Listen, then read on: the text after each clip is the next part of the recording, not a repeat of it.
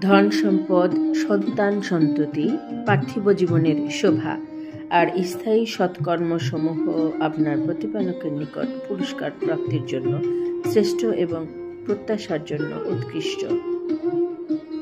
স্মরণীয় সেদিন, যেদিন আমি পর্বতসমূহকে হটিয়ে নিয়ে যাব, সেদিন আপনি পৃথিবীকে দেখবেন একটি শূন্য প্রান্তর রূপে। সেদিন আমি সবাইকে একত্রিত করব এবং কাউকেও ছাড় দিব না। তাদেরকে আপনার প্রতিপালকের কাছে সারিবদ্ধভাবে হাজির করা হবে। বলা হবে, তোমাদেরকে প্রথমবার যেমন সৃষ্টি করেছিলাম সেভাবে তোমরা আমার কাছে হাজির হয়েছ, অথচ তোমরা মনে করেছিলে তোমাদের জন্য কোনো নির্দিষ্ট ওয়াদার সময় স্থির করব না। সূরা কাহফ আয়াত 46, 47, 48।